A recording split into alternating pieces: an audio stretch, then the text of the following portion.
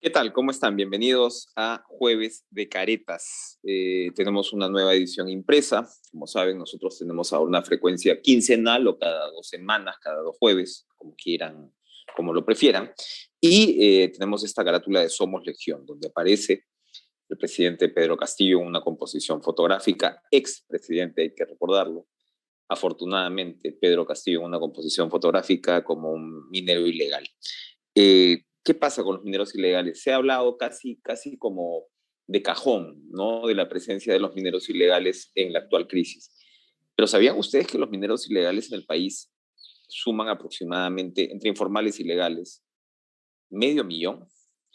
Que es una economía ilegal, la de la minería ilegal, cuantificada ya en informes, digamos, publicados y medidos de manera profesional. Nosotros citamos uno en particular que lo publica CHS Alternativo con el apoyo de otras instituciones, que se refiere a que la economía, la minería ilegal mueve 6.000 millones de dólares al año en el país, 6.000 millones de dólares al año. Es la economía ilegal que más mueve, incluso más que el narcotráfico, que por cierto, ha marcado un récord de hectáreas de coca ilegal de 80.000 en los últimos años. 80.000 hectáreas de coca ilegal que da para una potencial producción de 750 toneladas de cocaína. Es decir, estamos volando en economías ilegales. En el caso de la minería ilegal, además, hay que decirlo, lo que ocurrió fue que Castillo les abrió las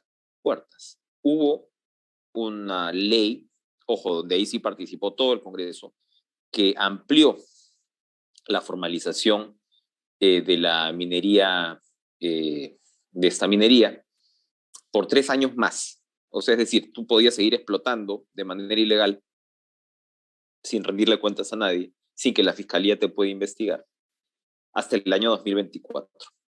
Castillo no solamente promulgó esa ley contra la opinión del propio Ministerio del Ambiente, sino que luego también eh, tuvo acciones completamente condenables, como retirar a la Fuerza Armada de La Pampa. Acuérdense ustedes este famoso campamento minero en Madre de Dios, que entró finalmente las fuerzas del orden en el año 19, me parece que fue durante el gobierno de Vizcarra.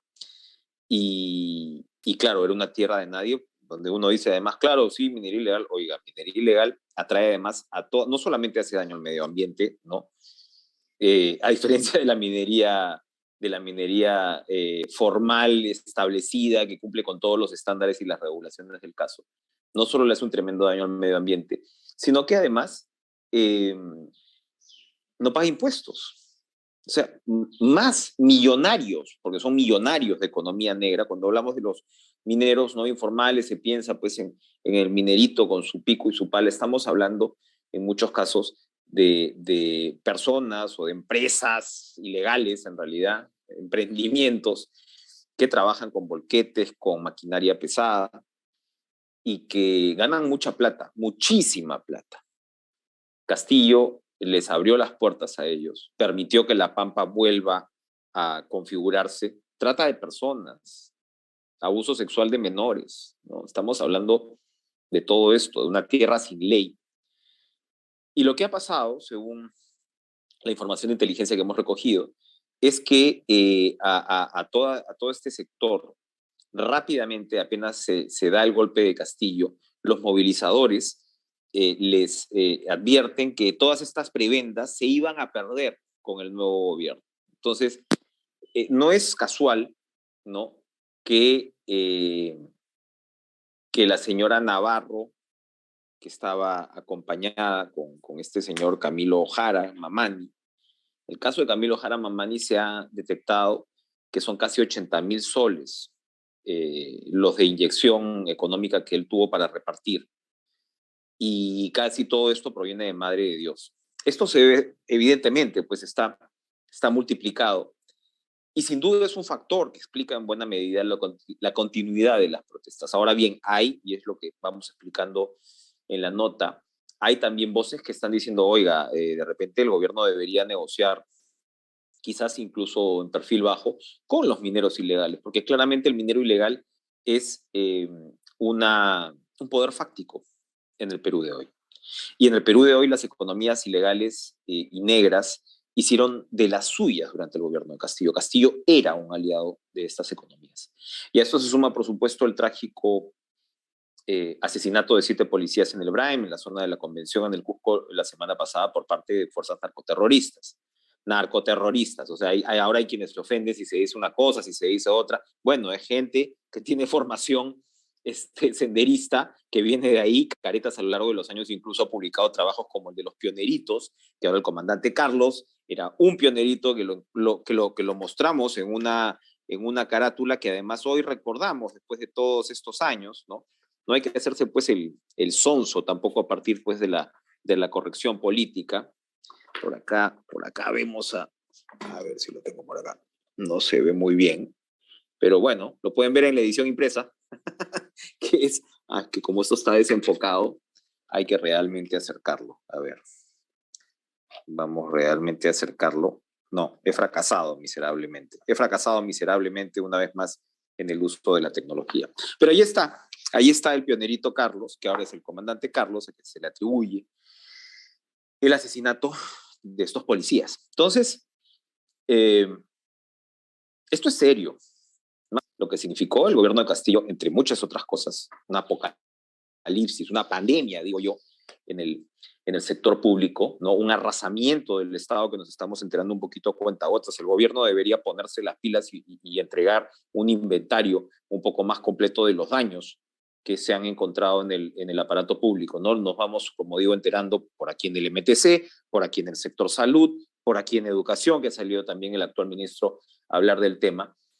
Ha sido una tragedia, y ha sido una tragedia también que un país tan influido por la informalidad, donde hay una economía informal muy grande, que finalmente es lo que no impide, ¿no? Que, por ejemplo, para empezar, tengas una recaudación tributaria suficiente para tener los mejores servicios públicos. Y claro, con la recaudación tributaria que tenía, te estabas tirando la plata.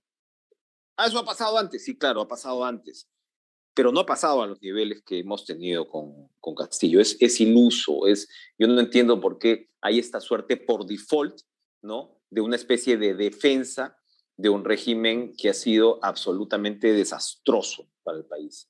Y esto de las economías ilegales te lo recuerda. En el realpolitik uno se pregunta si el gobierno va a tener finalmente, como digo, que negociar, ¿no? Que negociar con con estos poderes fácticos, y quizás lo va a tener que hacer.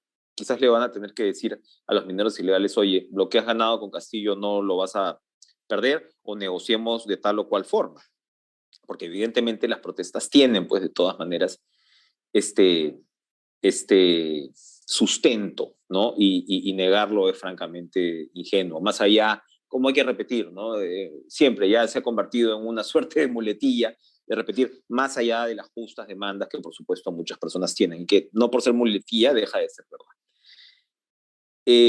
Tenemos un completo reportaje, ¿no? Con todo este tema de la minería ilegal, con todo el tema del narcotráfico en la era Castillo. Carlos Paredes escribe una columna, un artículo en realidad bien interesante sobre el sendero luminoso que nunca se apagó, que guarda relación con otra de las vertientes, ¿no? De las movilizaciones también innegables, ¿no? A la camarada Cusi le acaban de dar un buen tiempo, ¿no? A la sombra de prisión preventiva.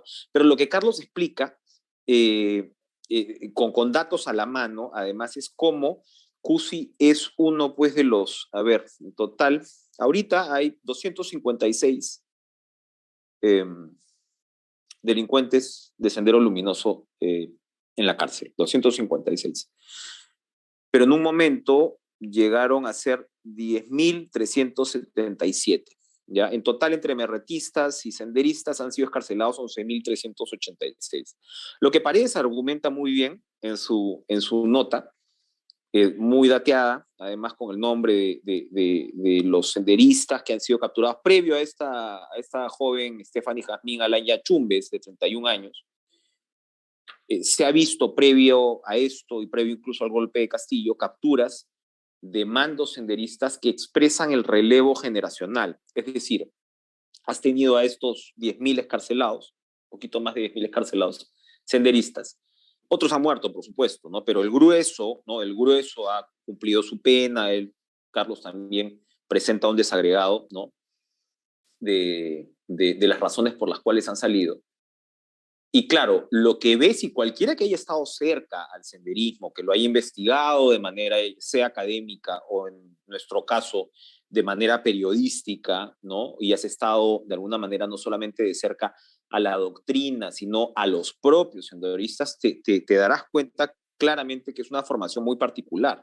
No solamente es una formación muy fanática, mesiánica, con este tema, está aparente, pero suena a una locura, ¿no? De lo de Guzmán, que era pues una suerte, una vertiente de maoísmo extremo peruano, sino que es muy difícil de resocializar, es decir, cuando estamos, lo lógico de una sentencia, de una pena de cárcel, y es en lo que uno tiene que creer, cualquier demócrata tiene que creer, la pena o la sentencia lo que debería hacer es resocializar a la persona, y la persona cuando cumple su pena, pues bueno, recupera por supuesto todos sus derechos políticos.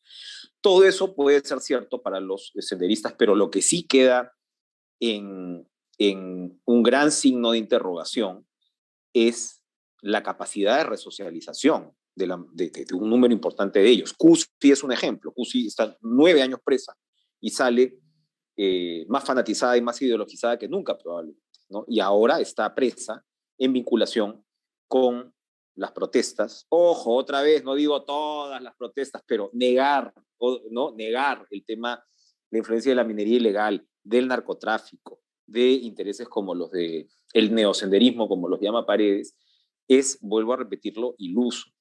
Y ella estuvo muy movilizando mucho el tema de Ayacucho con esta joven Alanya, y hay otros personajes que Paredes describe, donde lamentablemente pues hemos visto allí en Ayacucho es la primera suerte de andanada violenta, después de Apurímac en realidad, y donde hemos visto los videos últimamente de los fallecidos, ¿no?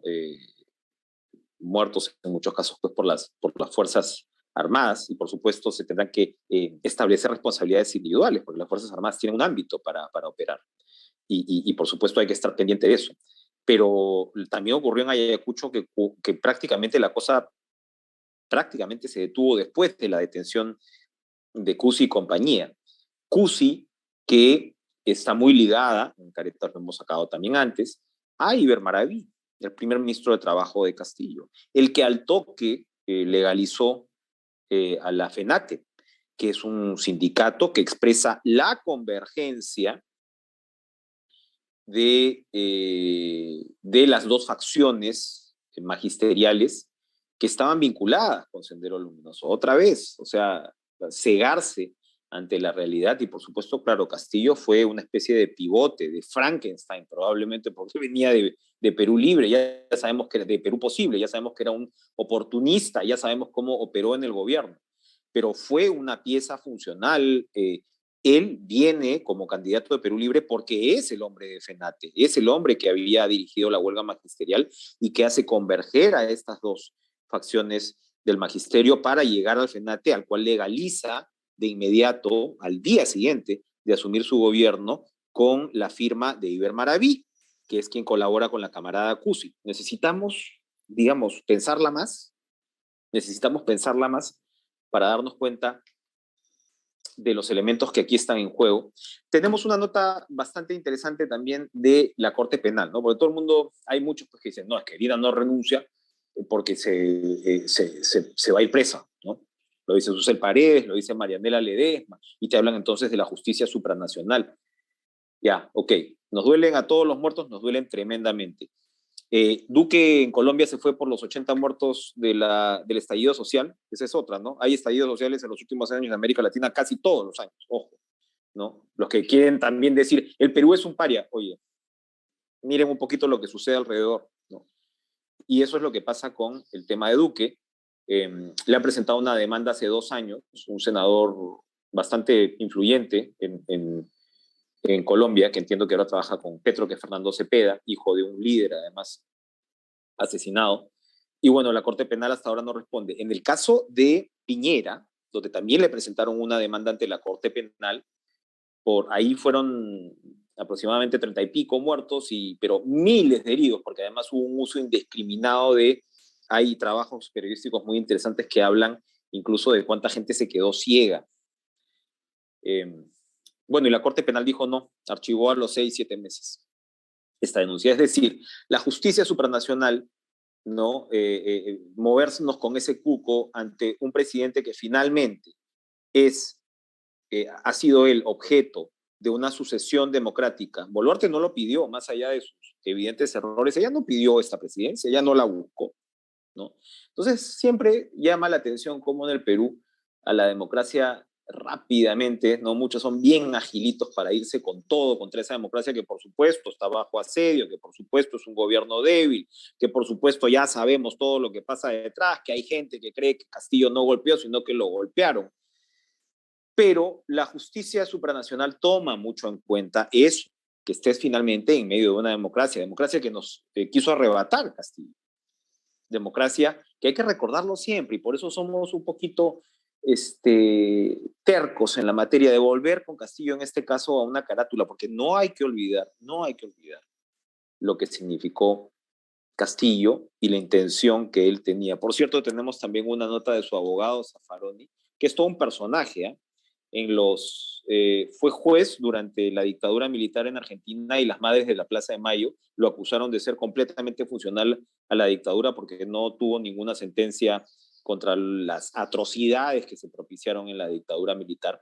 En el 80 escribió un libro, o coescribió un libro, donde dice que los militares deberían tomar el poder en determinadas circunstancias. Luego dijo que Kirchner, el soplo que iba a llevar a Kirchner al poder era el mismo soplo, a Néstor, ¿no? Era el mismo soplo, ¿no? Que se sintió cuando Hitler llegó al poder, los mismos vientos, y bueno, luego después se hizo kirchnerista. Cuando fue juez de la Suprema en Argentina, tuvo sentencias de antología, como una que absolvió a una persona acusada de violación que había obligado a una niña a hacerle sexo oral porque la luz estaba apagada, y así, ¿no? Es una larga lista de particularidades de este abogado argentino que ahora se presenta como quien nos va a contar que lo que Castillo hizo no fue un golpe de Estado, que fue como si Enrique Chávez se parara ahí, ¿no? En medio de la plaza y que diga que muera Castillo, cierren el Congreso. Según él es lo mismo. César San Martín ya explicó muy bien, me parece además, cuando ratificó la prisión preventiva de Castillo, el por qué que un presidente de la República esté dando un golpe de Estado no es lo mismo que un señor X vaya a la calle y grite golpe de Estado, que es lo que Zaffaroni nos quiere hacer creer. Y por eso Castillo ahorita está dentro por rebelión. San Martín ha dicho que es posible que sea tentativa, efectivamente, ya que no le ligó, que sea tentativa, pero la tentativa igual está penada. Y claro, ya sabemos lo que va a pasar con la larga carpeta o la larga lista de carpetas de casos de corrupción que ya tiene Castillo, pero no debemos olvidar lo que Castillo hizo y lo que Castillo quiso hacer.